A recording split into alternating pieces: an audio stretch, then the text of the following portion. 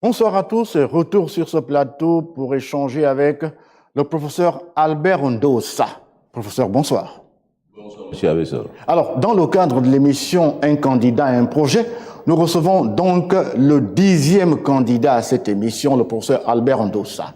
Professeur, vous aurez à échanger d'un instant à l'autre avec Laetitia Ngalebika. Bonsoir, professeur. Bonsoir, madame.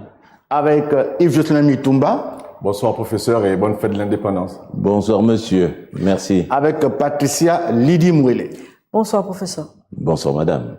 Alors, professeur, le principe de notre émission, c'est que nous commençons par des questions préliminaires pour préparer le candidat, pour voir un peu dans quel état d'esprit il veut effectivement accéder à la présidence, à la magistrature suprême. Il y a des petites piques, ne vous gênez pas pour ça. Nous sommes là aussi pour échanger librement. Et nous avons une thématique simple, une thématique qui porte sur des questions économiques et sociales, sur des questions de démocratie et d'état de droit, et enfin des questions relatives à la politique extérieure du Gabon, celle que vous envisagez. Alors, d'abord, une première question. Lorsqu'on vous suit depuis plusieurs années déjà en France, il y a un président qui avait parlé, c'est le président François Hollande, qui disait à son arrivée au pouvoir qu'il veut être un président normal. Curieusement aussi, Albert Ndossa veut aussi être un président normal. Pourquoi? Ah non, j'ai pas dit que je veux être un président normal. Il faut restituer exactement ce que je dis. Allez-y, s'il vous plaît. J'ai dit que je suis un Gabonais normal. J'ai pas dit que je veux être un président normal. Bien. Alors, qu'est-ce qu'un Gabonais normal?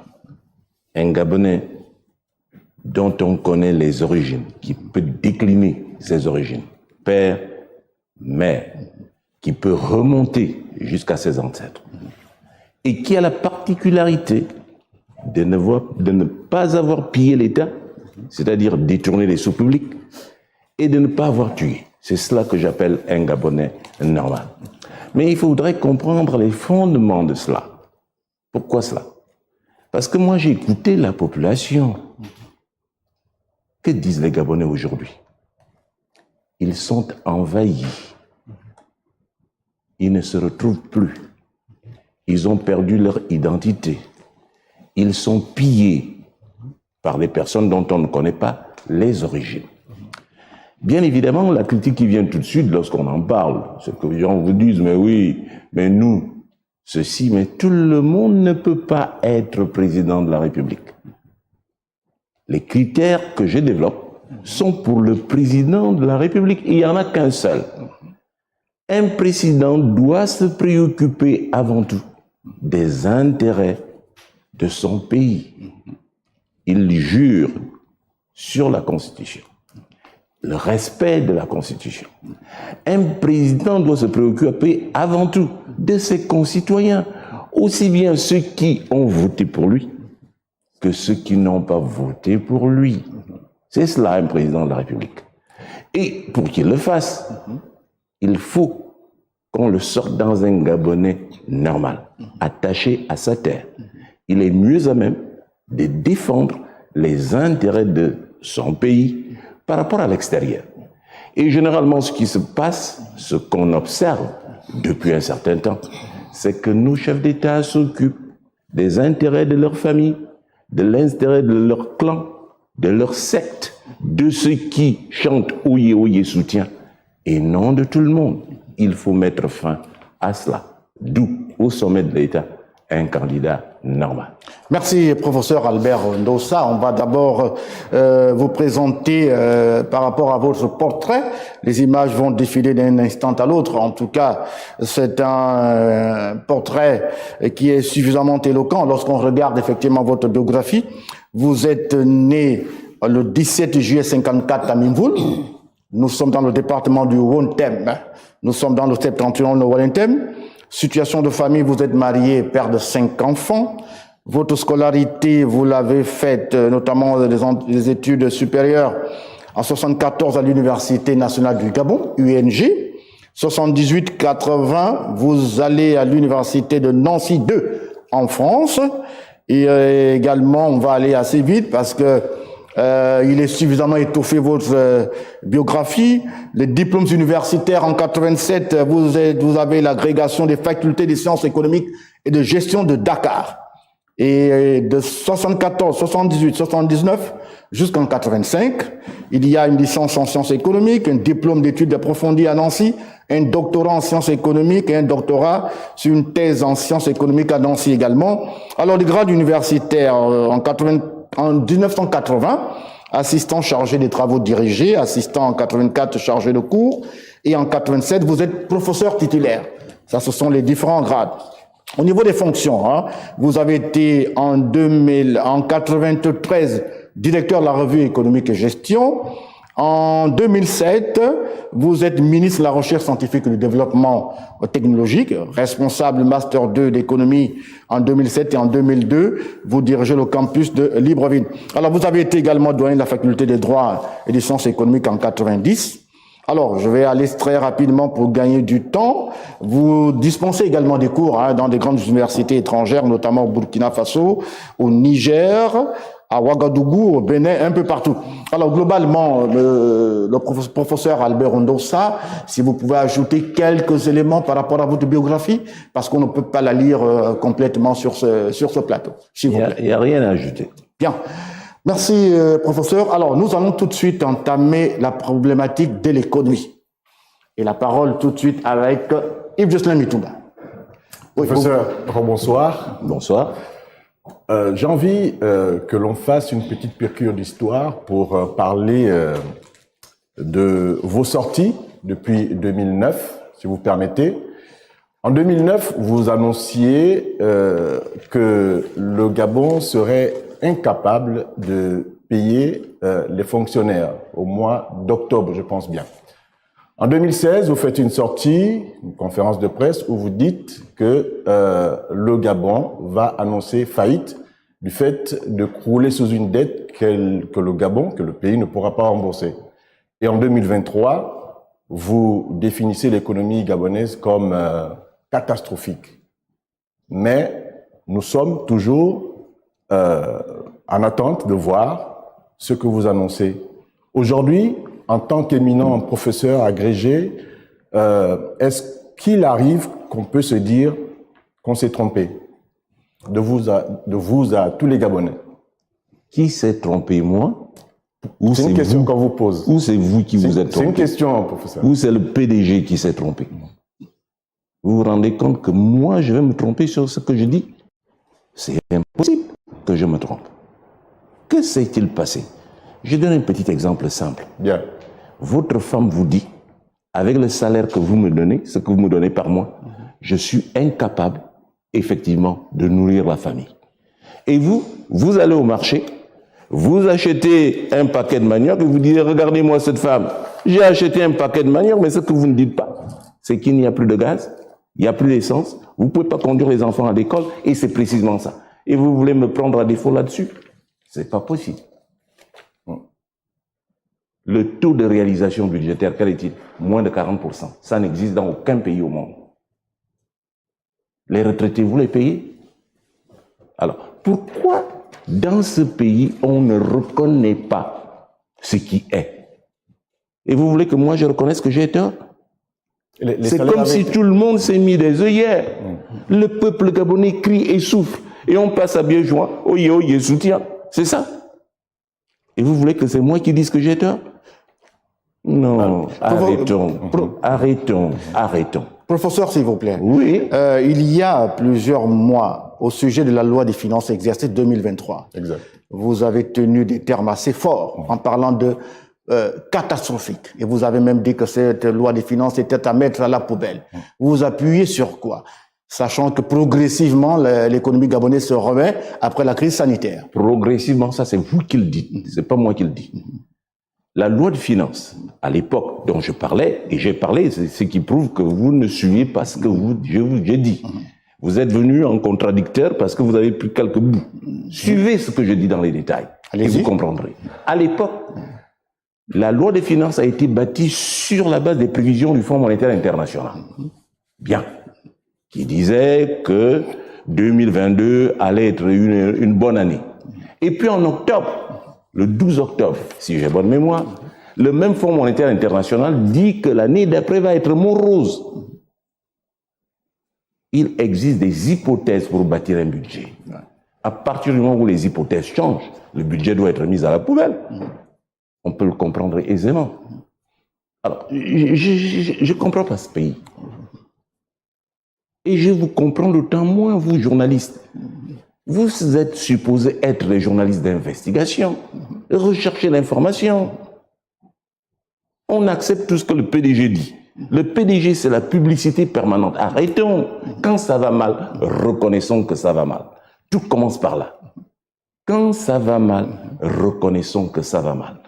Et puisque nous reconnaissons que ça va mal, nous sommes mieux à même de rechercher les moyens de redresser. Or, aujourd'hui, il y a une unanimité de la part des autorités publiques. Tout le monde a peur. On ne peut pas dire à Dibongo que là, ça ne va pas. Laetitia Ngalebika. Professeur, merci beaucoup pour ces éclairages, merci beaucoup. Qu'est-ce qui ne va pas? Vous dites, reconnaissons quand ça ne va pas et essayons de nous appesantir. Qu'est-ce qui ne va pas et qu'est-ce que vous comptez changer? Beaucoup de choses ne vont pas. Là, je ne sais pas si vous êtes parti. Sur le plan économique. Alors, sur le plan économique, vous êtes incapable de payer les retraités. Ça va? Comment vous allez Quand on ne régler paye pas les retraités, quelqu'un a travaillé toute sa vie, et vous autres, vous allez à la retraite bientôt, on ne vous paye pas. Ça va? On va dire que ça va. On ne peut pas se soigner, donc ça va. On ne peut pas scolariser nos enfants dans des conditions normales. Ça va. Tout va bien. À l'ère du PDG. C'est cela. Et vous proposez dans votre projet de société? Non, il ne s'agit pas d'abord de proposer. Je suis un universitaire. On commence par reconnaître ce qui est. Alors, vous avez ensuite, fait un on procède, on procède à l'analyse. L'analyse, c'est-à-dire le lien entre l'antécédent et le conséquent. D'accord. Alors, donc, proposer. Voilà pourquoi le PDG échoue. Parce que tout à la hâte, on n'analyse pas. Mais professeur, on ne va pas dans les causes profondes. On dit, allez, on va creuser un trou, on va faire des maisons, on va faire ceci, et tout va à volo. Mais professeur, il faut déjà reconnaître que la situation est mauvaise. C'est parce qu'on en prend conscience qu'on va rechercher les causes. Et dès lors qu'on a les causes, effectivement, on peut alors, sur la base de ces causes-là, rechercher des solutions. Mais professeur, justement, nous ne sommes pas là pour faire le procès du PDG. La question qu'elle vous pose est celle de savoir quel est votre programme économique.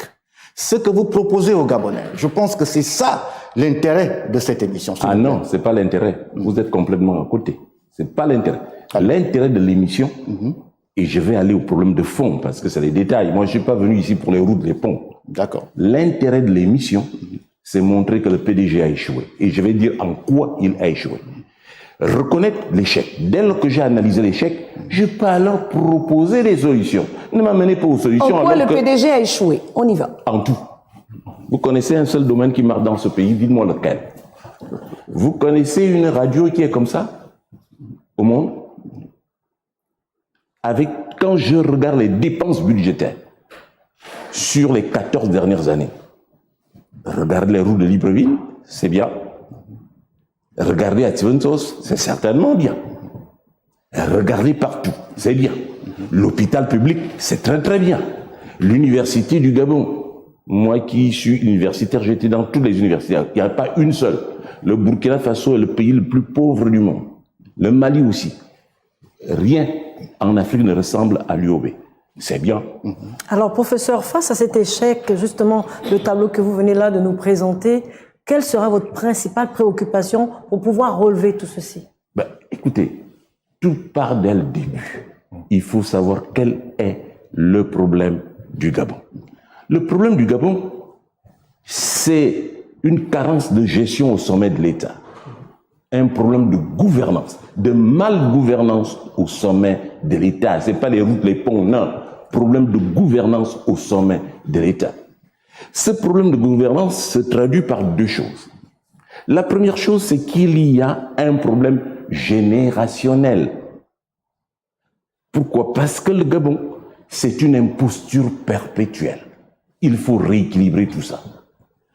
Problème générationnel, nous le savons tous et encore plus au Gabon. Ça part de la tête, ça tombe à l'épaule. C'est comme cela. Et les générations se succèdent. Bongo a confisqué le Gabon pendant 60 ans. Une génération, c'est de 25 à 30 ans. Multiplié par 2, ça fait 60. On tombe dans ce qu'on appelle un cycle Kondratiev. Quand vous confisquez le pouvoir pendant 60 ans, vous empêchez ceux qui sont là de pouvoir accéder aussi au pouvoir. Là encore, c'est le moindre mal. Mais le plus grave, c'est qu'on saute toutes les générations et on va chercher quelqu'un, le fils, et le fils est en train de rechercher le petit-fils. Voilà les problèmes que ça pose, les problèmes de fond. Il faut rééquilibrer tout ça. On commence par là. Donc, notre problème, c'est une déficience au sommet de l'État. 60 ans pour un pouvoir, c'est trop. 60 ans pour les bongos, c'est trop. Ne pas le reconnaître, c'est qu'on n'est pas dans la réalité. Lorsqu'on l'a reconnu, qu'est-ce qu'on fait? Dès qu'on l'a reconnu, on cherche à changer. Et voilà pourquoi je me présente à l'élection présidentielle, pour que les Gabonais mettent les bongos de côté, parce que 60 ans, c'est trop. Qu'est-ce que vous proposez? Si en plus, madame, excusez-moi. Oui, allez-y. C'était à l'exemple de certaines dictatures de l'Asie du Sud-Est. On comprendrait. Mais quand ça se traduit par la désolation du peuple, c'est inacceptable. Il faut que les Gabonais le reconnaissent, qu'ils soient du PDG ou non, au lieu de souffrir en cachette, ce que font les PDGistes. Et c'est ce que je leur reproche. Voilà. On ne souffre pas en cachette. Quand on souffre, on souffre. Il faut changer les bongos. Voilà ce que je dis. Et dès lors qu'on les a changés, allez-y, professeur. Alors à partir de ce moment-là, on rebâtit autre chose. On a besoin de respirer. Comment voulez-vous qu'un enfant naisse bongo? Il évolue bongo. Il donne un enfant bongo. C'est inacceptable. Il faut vraiment que le Gabonais soit complètement taré pour admettre ça. Alors, professeur, après avoir, je reviens sur ma question parce que j'estime que j'ai pas eu de réponse. Vous avez dit aujourd'hui qu'il est question d'abord de reconnaître ce tableau que vous venez là de présenter. Oui. Alors, votre première action pour que les Gabonais votent pour vous ou vous donnent leur voix aujourd'hui pour être président, quelle sera votre première action à poser? Non, ils ne me donnent pas la voix parce qu'il y a première action. Je leur dis, il faut se débarrasser des bongos. C'est la principale action. Ça, là, nous l'avons compris, professeur. Nous l'avons compris. Non. Mais professeur, parce que là, si nous passons le temps à remettre, à dénoncer les 60 ans des bongos, finalement, nous n'allons pas avancer. Parce que vous avancez. Que propose... Parce que vous avancez. Vous avancez. Que propose le professeur Albert Odos? Non. Reconnaissez, est-ce que vous avancez? Dites-moi, en me regardant dans les yeux, que le Gabon avance. C'est vrai? C'est pas l'inverse. C'est moi qui devrais vous poser des questions, professeur. Non, vous ne me posez, je ne suis pas là pour qu'on me pose des questions. Je suis là pour exposer le fond de ma pensée. Alors, donc, ne vous posez pas en défenseur des bongos. Non, pas du tout. Alors, dans ce cas-là, vous me laissez tranquillement dire ce que j'ai envie de dire. Mais nous voulons comprendre. Non, vous voulez nous amener. Ne faites pas semblant de ne pas comprendre. Ne faites pas du tout semblant de ne pas comprendre. Allez-y, nous vous écoutons, professeur. Oui, ce que je dis, c'est que 60 ans pour un pays normal, c'est trop. Il faut que les bongos partent. Les Gabonais ont envie de respirer, sentir autre chose. Très bien. C'est une aspiration profonde de notre population. Voilà. Ensuite, maintenant, dès lors que tout le monde a compris ainsi, on peut alors passer à autre chose. Autre chose, c'est quoi? C'est choisir un autre chef d'État. Et là, on tombe sur les critères de choix que j'ai avancés. Un Gabonais normal. Parce qu'un Gabonais normal n'est ni prisonnier du pouvoir, ni esclave du pouvoir. Pourquoi? Parce que la médiocrité a cette capacité à se régénérer. On crée, on régénère effectivement la médiocrité. Très bien. Il faut qu'on arrête ça et qu'on redéfinisse les critères d'évolution de notre pays. Voilà ce que je dis. Quels sont ces critères? Alors, j'ai déjà développé les critères. Il faut qu'on ait quelqu'un d'autre au sommet de l'État en dehors des bongos, en dehors des affidés de bongos, en dehors des prisonniers de bongos, en dehors des esclaves des bongos. D'accord, professeur. Voilà. Que fera ce Gabonais normal, donc vous, une fois au pouvoir, la nuit du 26, le lendemain du 26 août? Je dis de manière très simple, qu'est-ce qu'il faut faire? Il faut redonner au Gabonais sa dignité. Très bien. Comment? L'homme qu'il faut, à la place qu'il faut. C'est clair. Vous avez dit dans votre programme de société, vous proposez, nous sommes obligés d'entrer dans ce que vous proposez aux Gabonais, puisque... Ah non. Si, vous avez déjà fait le constat. Non, je n'ai pas fait le constat, j'ai fait l'analyse, c'est différent. Bon, je n'ai pas fait de constat. Appelons analyse, constat. Nous sommes Il y a une différence entre le constat et l'analyse. Professeur, oui. vous êtes un éminent professeur et personne n'en doute. Seulement, nous sommes pris par des délais de temps et nous souhaitons avoir votre avis sur un certain nombre de questions que se posent les compatriotes. Alors, posez-moi les questions que vous voulez. Vous voulez avoir mon avis sur quoi? Voilà, par exemple, sur le fait que vous proposiez, en un an d'exercice de pouvoir, de résoudre les problèmes à la fois des retraités, des étudiants, la dette intérieure, la scolarisation des enfants, des veuves, la prise en charge des filles mères, la réhabilitation des structures sanitaires, scolaires et universitaires publiques, la création d'une compagnie maritime nationale, tout cela en un an. Professeur. Madame, je vous ai déjà répondu dessus et je vais vous redonner la même réponse. Tout État a ce qu'on appelle une loi de finances. Le principe, c'est l'annualité budgétaire en un an. C'est une affaire de volonté politique. La loi des finances détermine quelles sont les dépenses de l'État, quelles sont les ressources de l'État et quel est l'endettement de l'État au cours d'une année. Dès lors que la loi des finances existe, on la met en route et tout ceci peut se faire. Je ne vois pas en quoi ça semble extraordinaire. Il est évident que les Bongos nous ont habitués au vol, ils nous ont habitués à dilapider les sous publics, c'est vrai, mais en un an, les calculs sont faits, ça peut se faire. Puisqu'il y a l'annualité budgétaire. C'est un principe. La loi de finances, elle est là. Simplement. Simplement. Aussi simple que ça.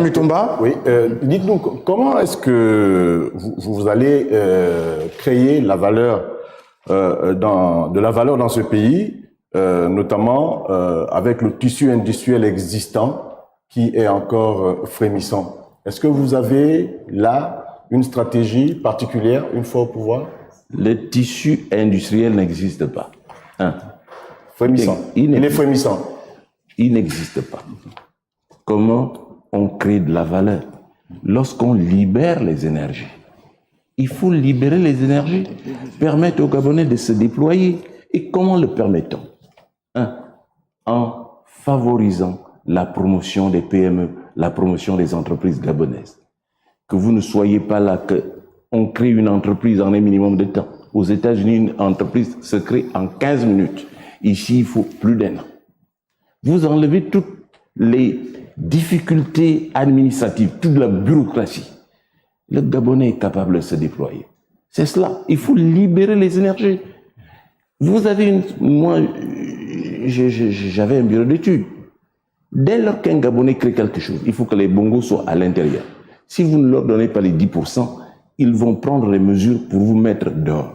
Voilà la réalité. Alors à partir de ce moment-là, il faut libérer l'énergie, pas de contraintes, laisser le marché s'organiser, laisser les initiatives privées s'organiser. Voilà. Or, les entreprises qui existent, ce sont des entreprises, effectivement. Dès lors que vous avez un oncle, un tonton qui est ministre, on va d'abord faire les guérites, on prend tous les sous de l'État. Voilà où on en est. Alors, professeur, oui. Comment allez-vous susciter la reprise en main de nos leviers économiques et sociaux? Il faut enlever toutes les entraves, la parafiscalité. Il faut permettre aux énergies de se déployer. Il y a ce que fait l'État dans ces cas-là, c'est créer ce qu'on appelle des externalités. Tout ce qui concourt à ce que l'économie se déploie. Les routes, effectivement, les infrastructures. Dès lors que vous mettez en place des infrastructures scolaires et universitaires, il y a un marché qui se crée automatiquement. Vous avez des gens à capacité de financement qui viennent investir, vous avez des gens à besoin de financement qui se lancent dans le marché et tout se déploie. Je donne effectivement un exemple puisque je vois dans le fond M. Moreau, il est architecte. Quand le bâtiment marche, tout marche. Tout marche. Ali Bongo a donné combien de marchés aux Gabonais? Voilà le problème que nous avons. Comment voulez-vous que les Gabonais... Aucun marché, zéro marché aux Gabonais. Zéro marché aux architectes gabonais. Voilà la réalité. Et l'effet de multiplication va à l'extérieur. Quand vous prenez tout ce que vous voulez, et l'effet de multiplication va à l'extérieur. Voilà le problème. Il faut créer un marché intérieur, Faites en sorte que les Gabonais qui sont dans des secteurs plus précis trouvent leur compte dans le développement de l'économie gabonaise. C'est cela. Alors, monsieur le professeur, justement, comme il est question aujourd'hui de créer, des secteurs pour pouvoir permettre justement aux Gabonais d'être s'il faut dire productifs. Moi, je prendrais par exemple au niveau de l'agriculture. Dans votre projet, vous parlez de l'agriculture, ça part dans votre budget de départ. Qu'est-ce que cela signifie? Parce qu'on sait que quand même la FAO suggère aujourd'hui un minimum de 10% en ce qui concerne l'agriculture. Vous, Président, quelle sera votre part dans le budget à mettre en place pour l'agriculture? On ne met pas en place un budget pour l'agriculture, c'est là qu'on commence à fausser. Vous avez l'agriculture vivrière, l'agriculture industrielle. Ce qui se passe dans ces cas-là, c'est que des opérateurs trouvent intérêt. Et ça, c'est des politiques qu'on a vues par le passé. Oui, on ne va plus travailler samedi pour amener les gens à faire de l'agriculture. Mais c'est des politiques, ce n'est pas des politiques, ça. Ça devient le dictat. Non. L'investissement est un acte volontariste parce qu'il y a des opportunités de rentabilité. Il faut donc ouvrir pour que les gens eux-mêmes, effectivement. Alors, en ce qui concerne précisément l'agriculture, l'État peut faire un certain nombre de choses. Nous avions, quel est l'objectif? Faire en sorte que le Gabonais, le paysan, vive de son activité. Et dans le temps, j'en ai fait l'analyse, ce qui se passait, c'est que, en ce qui concerne le Wollentem, le paysan wollentemois avait en moyenne 500 000 francs par an. À l'époque, au début des années 60, en moyenne. Il y en a qui, au Wollentem, à partir de la récolte, ils achetaient des véhicules. C'est cela. Et ce que l'État peut faire aujourd'hui, on a une caisse de stabilisation, c'est réhabiliter les anciennes productions, favoriser le secteur. Et dès lors que le secteur est rentable, des agents, des individus vont s'y lancer parce qu'il y a une rentabilité assurée. C'est cela. L'État n'a pas de dire que je fais ceci, ça devient véritablement, ce n'est plus une économie libérale. C'est ça le problème. Alors, professeur, oui, Yves Yousselami Toumba, oui. Si au soir du 26 août prochain, vous avez les urnes qui vous sourient et que vous êtes installé au fauteuil présidentiel, vous allez trouver un problème au niveau de la dette, certainement, que vous avez déjà qualifié d'exorbitant pour le Gabon que nous sommes. Quelles sont les stratégies, ou alors par quel côté est-ce que vous allez attaquer cette dette pour qu'elle ne soit plus... Je ne pense pas, dans mes propos, avoir parlé de dette exorbitante. Je suis désolé. Pas plus que dans mes propos, on trouvera le terme qui est consacré aujourd'hui, une dette abyssale. C'est du n'importe quoi. Abyssale, c'est une référence au fond marin. C'est-à-dire une dette qui est profonde. C'est une image, hein? C'est une image.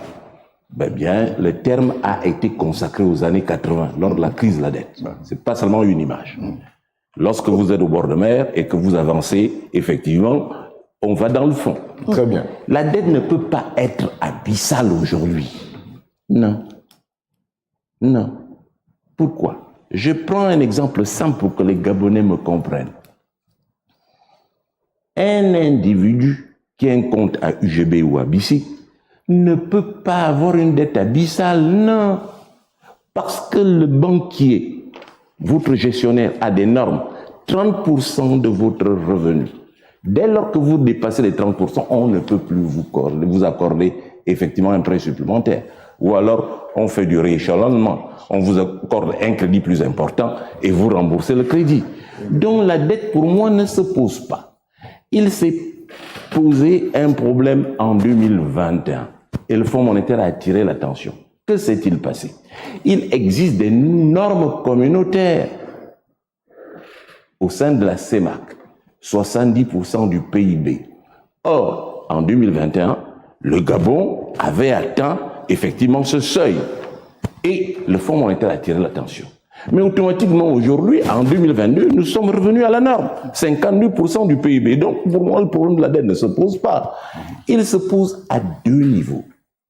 Il se pose quand même. Il se pose à deux niveaux. Le problème du montant de la dette ne se pose pas pour le Gabon aujourd'hui. D'accord. Le seul problème qui se pose se situe à deux niveaux. Un problème d'arriéré, qui est un problème de disposition parce que nous, gestionnaires, nos États, plus exactement, nos gouvernants, ils font dans n'importe quoi. Pourquoi? Parce que, une dette, dès que vous empruntez, c'est pour rembourser.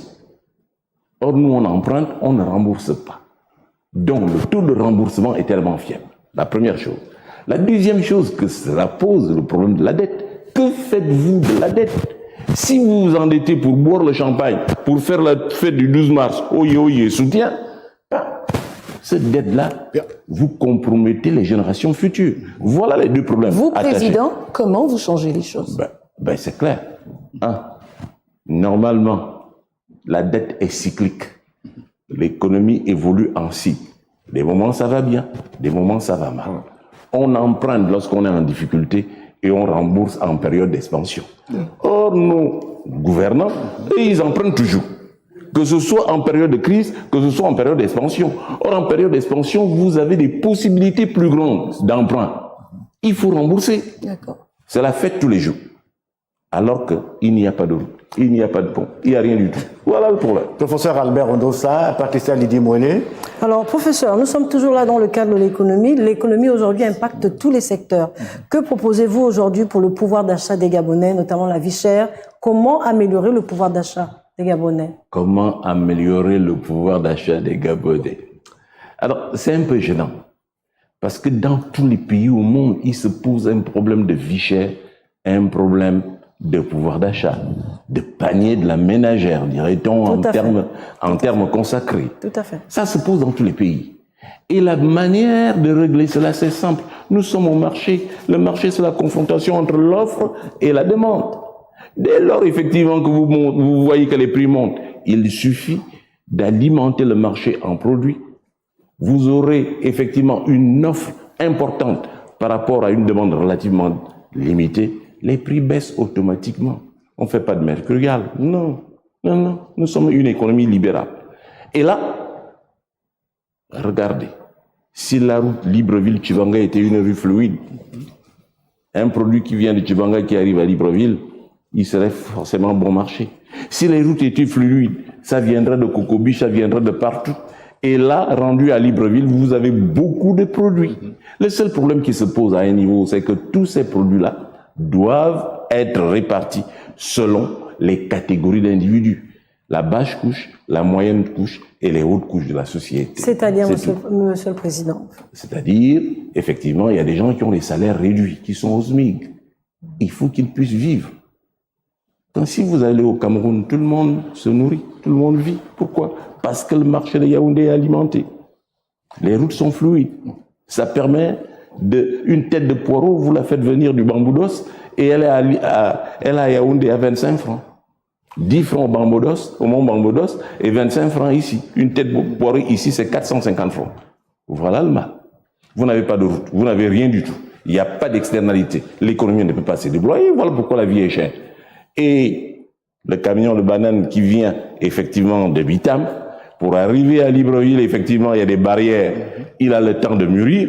Et le monsieur qui a amené sa banane veut rentrer dans ses frais. Il a pris le prix. Donc, pour moi, le problème est très, très simple. Bien, professeur. Alors, Laetitia Ngalibika, pour la suite, avant d'embrayer, on embraye directement sur les questions sociales. Oui, mais avant quand même comprendre comment est-ce que vous, dans votre projet de société, vous parviendrez à alimenter le Gabon avec des produits locaux, le Made in Gabon. Quelle est sa place dans votre projet de société?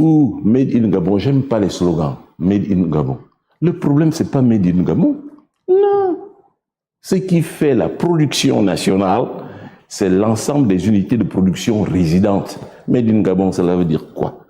Si vous produisez une tête de poireau à 500 francs, alors que vous pouvez l'importer du Cameroun, elle coûte 50 francs, mieux vous l'importez. dans Made in Gabon. L'objectif, c'est satisfaire les besoins des gens à tous les niveaux. C'est ça l'objectif. L'objectif, c'est pas Made in Gabon. Non. Le Gabon est ouvert. Prenez chez le voisin ce qui vous coûte plus cher, effectivement, de pouvoir produire. Vous avez une mangue à 1000 francs. La mangue camerounaise rendue à Libreville sans entrave, elle coûte 100 francs. Ben, le choix est clair. Est-ce qu'il y a une politique véritable pour accompagner les producteurs locaux pour que cette culture passe? La seule politique, c'est laisser le marché s'organiser. Tout seul?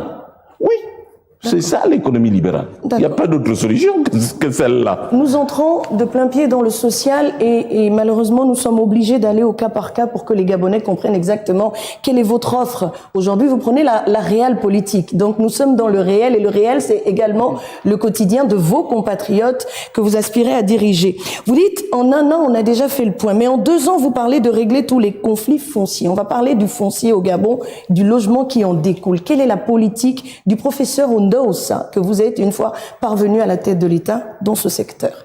Alors, en matière de foncier, parlons d'abord de conflit. Le conflit, c'est que les Gabonais souffrent du fait qu'il y a une bande de mafieux qui trafiquent leur terrain, qui prennent leur terrain, qui les vendent. C'est ça, le terme, c'est les mafieux. Et nous avons un pouvoir mafieux. Voilà la réalité. Alors, à partir de ce moment-là, il faut que la justice rende justice, rende des jugements. Il y a plein de conflits qui existent. On va faire en sorte que la justice rende des jugements. Maintenant, comment est-ce qu'on peut régler ce problème? Il y a aujourd'hui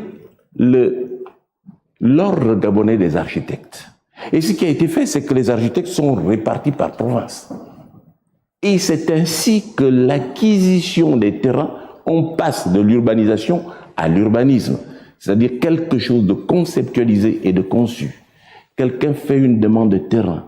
Il y a des études topographiques pour savoir dans quelle localité, comment, dans quelles conditions. Et l'ordre des architectes se met au travail. Et on va vous attribuer un terrain selon ce que vous désirez et selon ce que vous êtes prêt à payer. C'est quelque chose qui me semble tout à fait simple et tout à fait facile. Or, aujourd'hui, c'est fastidieux avoir un terrain. Vous pouvez bricoler un terrain, vous attendez 10 ans pour que vous ayez un titre foncier. Est-ce que c'est normal? On passe d'une agence à une autre. Or, l'agence, c'est l'absence de bonne gouvernance. Les agences ont été créées, conceptualisées tout d'abord aux États-Unis. Ensuite, le Maroc a pris. Et nous, on copie bien bêtement parce qu'on ne réfléchit pas. On a des chefs qui ne réfléchissent pas. Ils copient sans comprendre les fondements. Et ils sont entourés de jeunes qui n'ont jamais travaillé, qui ne savent pas ce que c'est, et ils prennent des décisions complètement à l'emporte-pièce. Professeur, vous président, vous mettez à plat toutes les agences? C'est ça le... Mettre à plat, c'est pas ça. Oui. Une agence, il faut d'abord voir l'objectif. Lorsqu'un secteur public fonctionne mal, on crée une agence pour restructurer le secteur 1 an, 2 ans, ou plus. Et on restructure le secteur et le secteur reprend ses droits. C'est une situation ponctuelle, ce n'est pas une situation perpétuelle. Donc, pratiquement, il faut revoir ça. Laetitia Ngalibika, le logement, vous avez parlé du foncier, le logement. Alors, le logement, bien. Le logement, aujourd'hui, on a un déficit en logement. Alors moi, ce que j'ai fait au cours des dernières années, j'ai parcouru le monde pour chercher des opérateurs. Et je suis entré en contact avec des opérateurs. Mais pas seul. Je suis allé voir l'ordre gabonais des architectes. J'ai commis une mission où nous, on est partis ensemble. Et là, il faut qu'on mette en place des logements. 200 000 logements, 100 000 francs 100 000 logements à Libreville, 100 000 logements à l'intérieur du pays. Et là, on va s'appuyer sur les autorités locales, les conseils municipaux et véritablement qui pourront dire à qui on donne les logements, dans quelles conditions, parce qu'ils sont proches de la population. Et c'est là que s'exerce la véritable décentralisation, qui n'a rien à voir avec les déconcentrations. D'accord. C'est 2000, Laetitia, excuse-moi, c'est 2000 logements, merci Sylvain, c'est 2000 logements à Libreville, c'est ce que vous avez dit? Je n'ai pas dit 2000 logements, j'ai dit 100 000 logements, 200 000 logements, donc 100 000 à Libreville, 100 000 à l'intérieur du pays. En combien d'années? À l'intérieur, à Libreville, en combien d'années? Alors, aujourd'hui, ça semble fastidieux. Parce qu'on ne réfléchit pas, parce que on ne va pas à l'extérieur. Il y a des matériaux tout à fait nouveaux. Vous construisez 100 logements en une journée. Et c'est plus solide que le béton. Ça existe. Bien. Alors donc, il n'y a pas de problème à cet égard. Oui, Yves Juscelin Mitumba, on va essayer d'avancer. On va avancer et parler de transport au Gabon. C'est là aussi une des difficultés que vous allez certainement trouver une fois élu président le 26 août prochain, si jamais les urnes vous sourient. Pas de compagnie aérienne. Aujourd'hui, vous pensez que la solution en termes de transport passe par l'air, la terre ou par le chemin de fer? À travers le Gabon, j'entends. Alors, est-ce que ça passe par l'air, par le chemin de fer ou... Non, généralement, c'est une image. Dans un pays, oui, il y a le transport interurbain, il y a le transport routier, il peut y avoir le transport ferroviaire, et il y a le transport aérien, bien évidemment, qui peut se faire interurbain ou bien qui peut lier le Gabon à l'extérieur. Tout cela doit être conçu et pensé. En ce qui concerne le transport terrestre, il faudrait d'abord que dans nos villes, on revoie la société qui gère effectivement le transport interurbain. C'est possible. Il suffit de mettre à contribution des ingénieurs qu'on a en matière de transport. Ils existent. Le seul problème qu'on a avec ce pouvoir-là, c'est que les ingénieurs, les qualifiés sont à la maison. Et que c'est des coquins, des parents qui sont là. C'est ça le problème.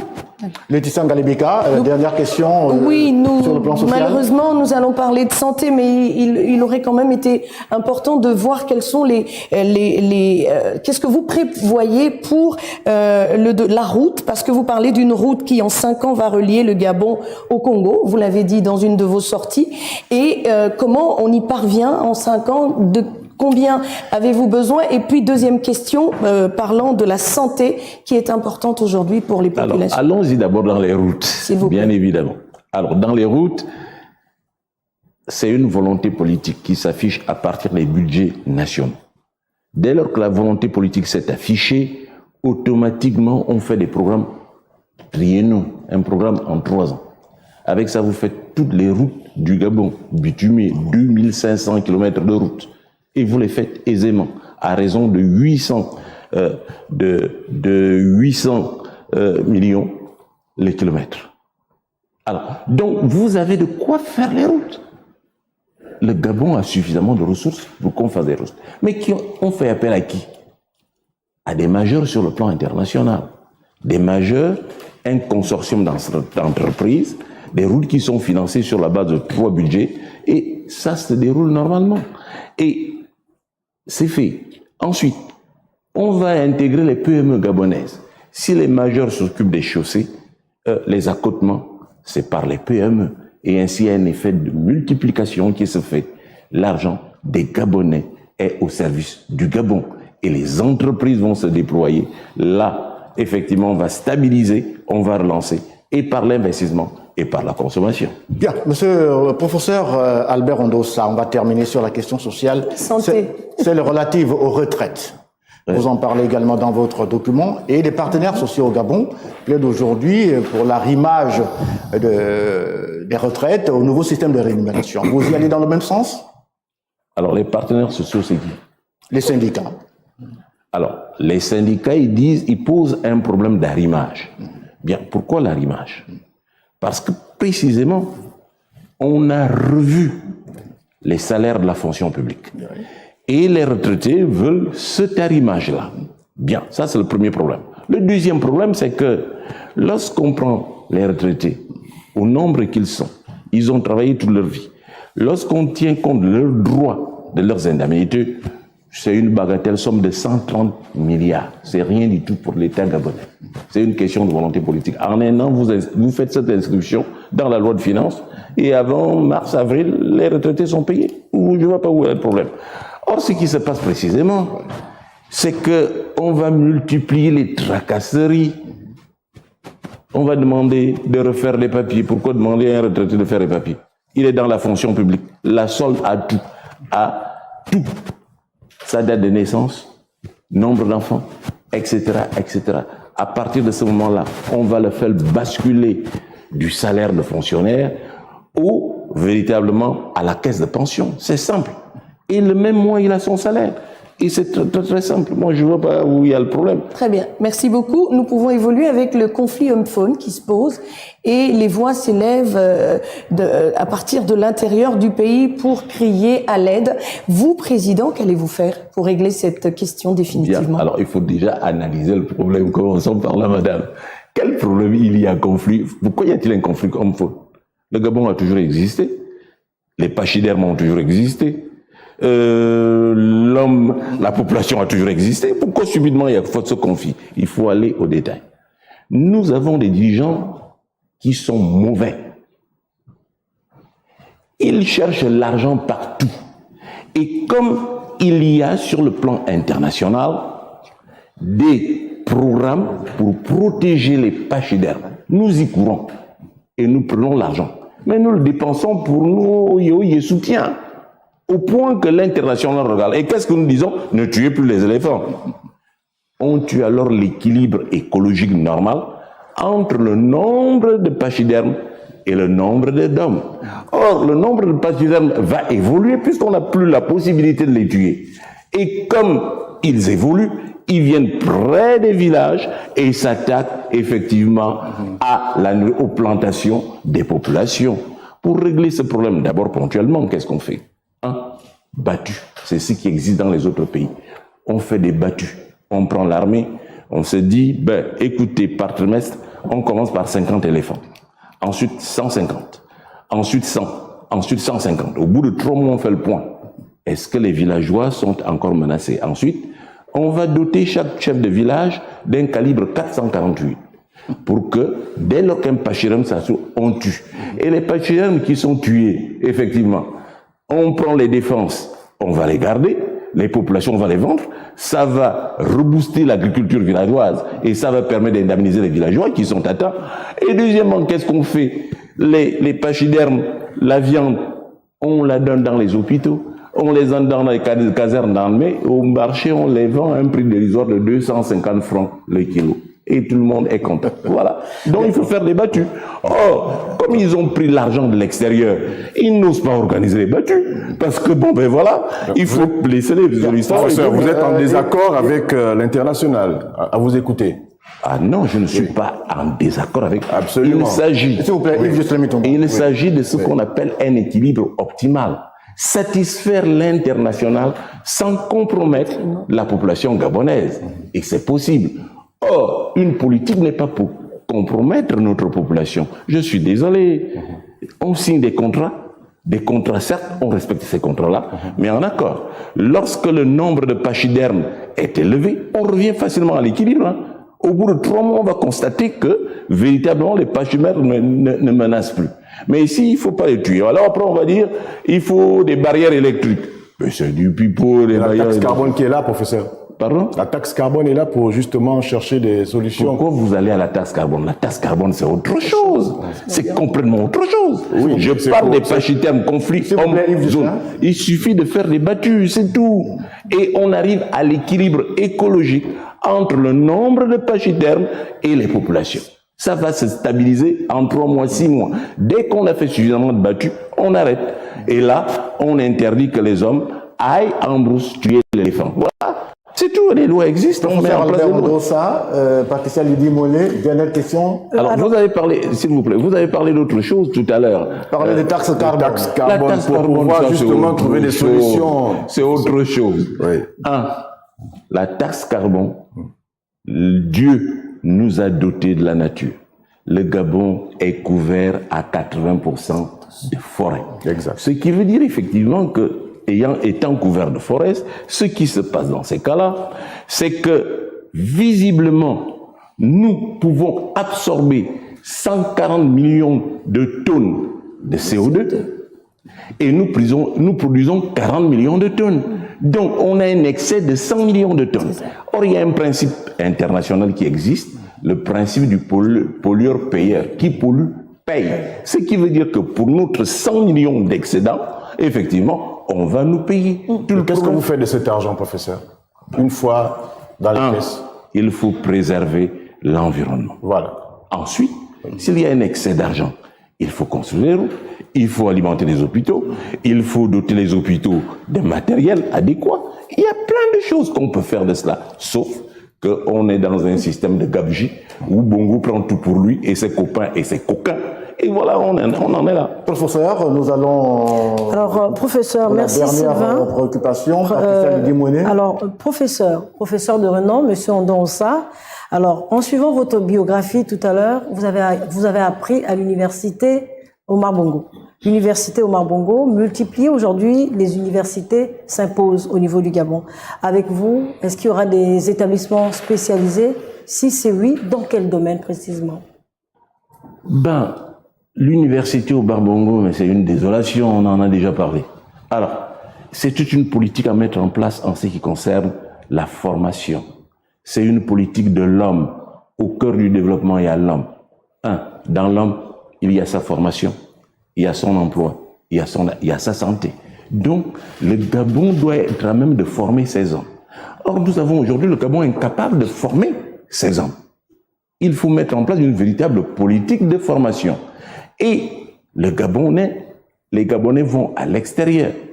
À l'époque où j'étais aux affaires, c'était près de 50 milliards qui vont dans les universités de bas étage, les universités de seconde zone. Construisons les vraies universités. C'est possible.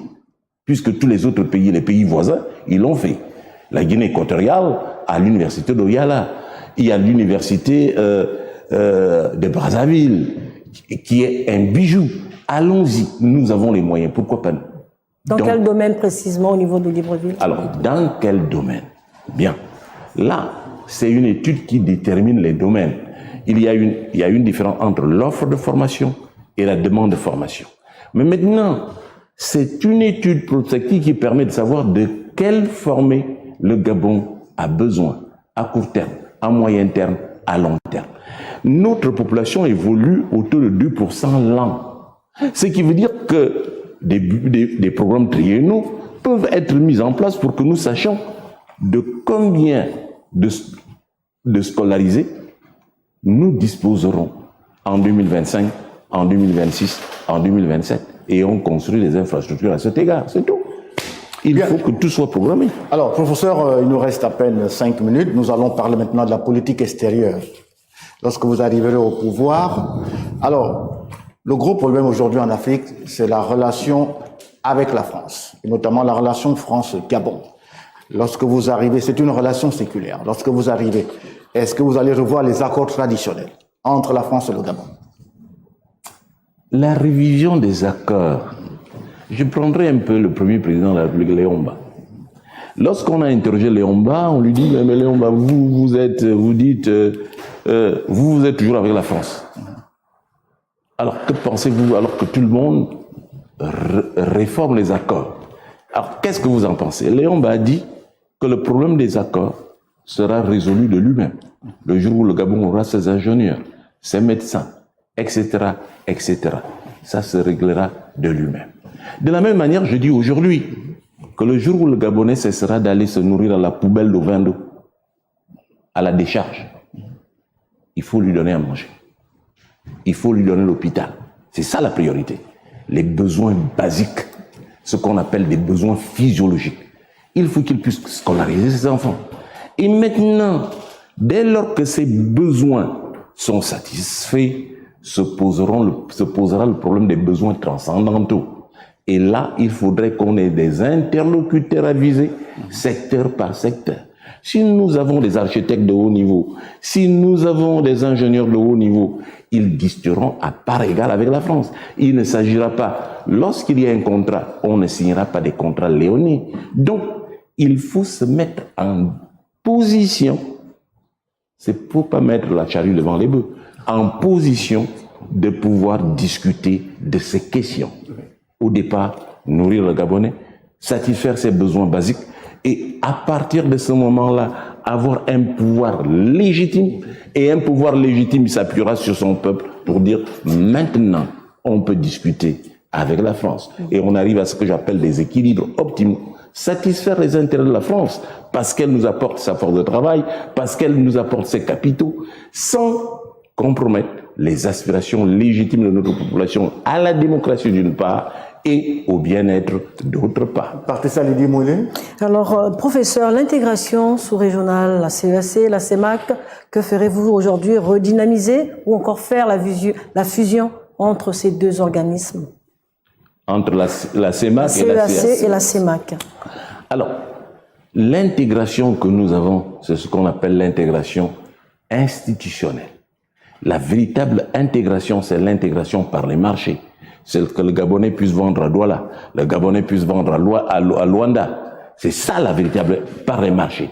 C'est elle qui devra s'imposer demain. L'intégration institutionnelle, les deux chefs d'État se donnent une accolade, signent des accords. Dès que, effectivement, la fête finit, adieu le sang. C'est l'intégration par les marchés. Alors donc, il faut développer des avantages comparatifs et développer ce que j'appelle des créneaux, c'est-à-dire des avantages comparatifs créés. J'ai donné l'autre jour l'exemple de la sardine fumée qui est très prisée à Douala. Comment développer la sardine fumée de manière telle que le Gabonais soit présent au marché de Douala. Qu'est-ce que nous acceptons des Camerounais et qu'est-ce qu'en retour nous pouvons vendre aux Camerounais?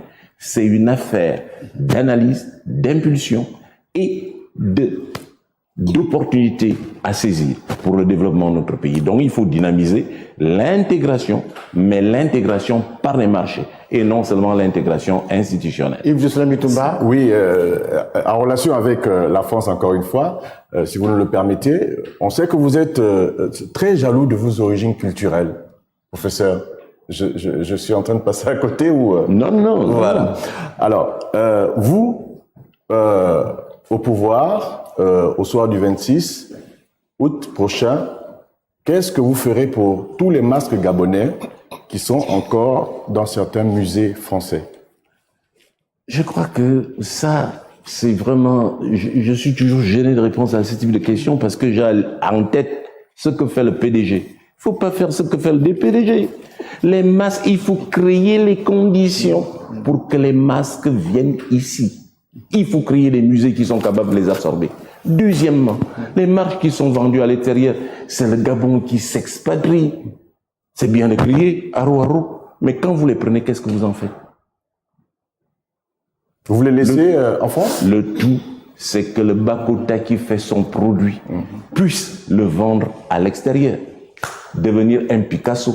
Et là, quand c'est 3 millions de dollars, effectivement, il faut que ça revienne au Gabon chez le Bakota. Il aura exporté son produit culturel et il pourra développer le Gabon. C'est cela. Oui, Laetitia Merci. Une question, mais qui n'a rien à voir avec ce qui précède. Au cours d'une conférence de presse datée du 28 février 2023, vous avez évoqué la stratégie à mettre en place pour une alternance sans heurts au sommet de l'État. Oh oui. Vous l'avez décliné en 4 points. Éviter de suivre des pistes déjà explorées. Rechercher l'efficacité qui, selon vous, suppose un puissant lobbying. Je vous paraphrase.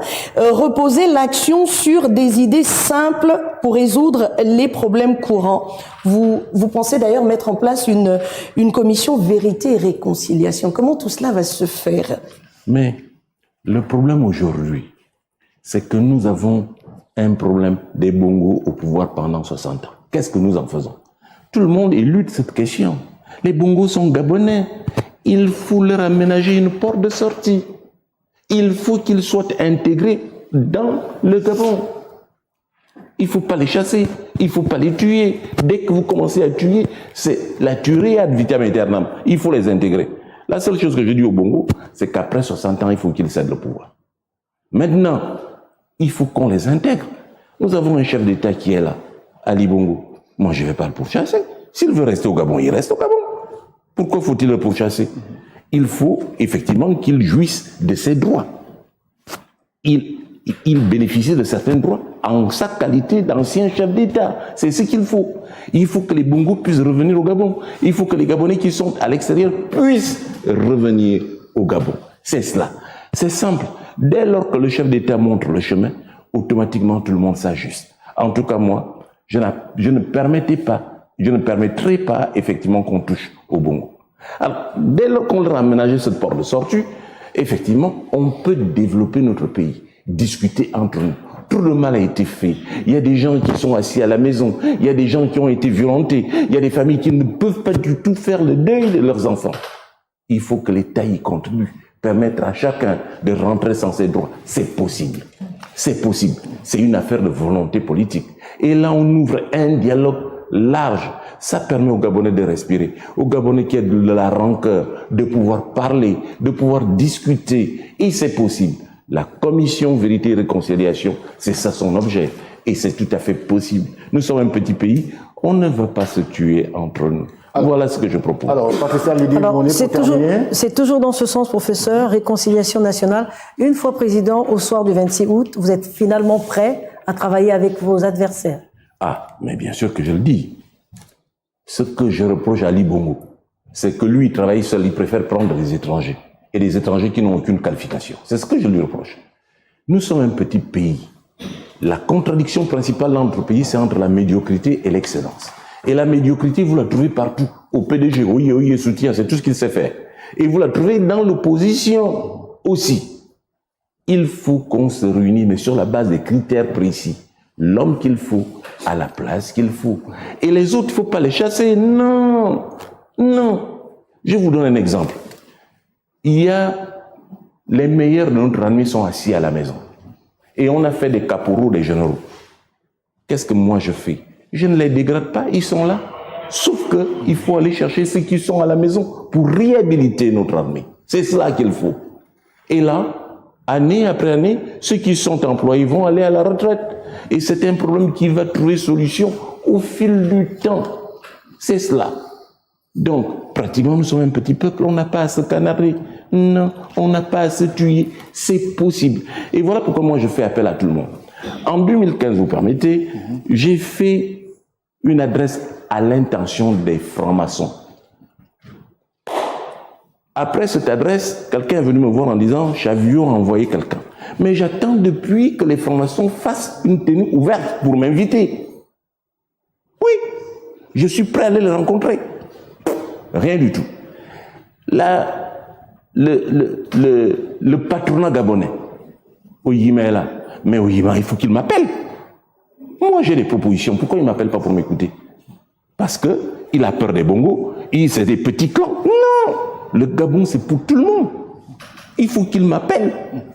Je l'attends. Dites à Oyima que j'attends qu'il m'appelle.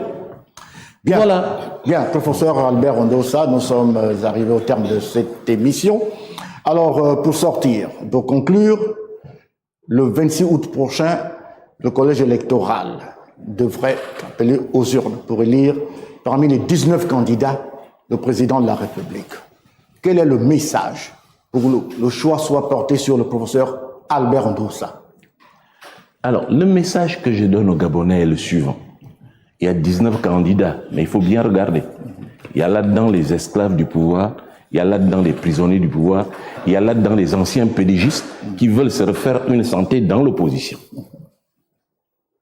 En leur donnant vos suffrages, vous êtes en train de régénérer le système que nous condamnons.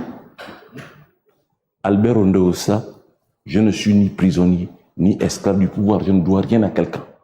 Et ce qui se passe, c'est que véritablement, comment j'appelais ça, j'oubliais, c'est que il y a un problème générationnel, j'ai dit. Mais en plus, ce qui se passe, c'est que chaque fois que l'opposition est prête à prendre le pouvoir, on glisse dans l'opposition les pédégistes qui viennent mettre tout le désordre nécessaire. Mais il appartient au peuple de discerner une question simple. Et j'ai pris l'exemple d'un pays fan.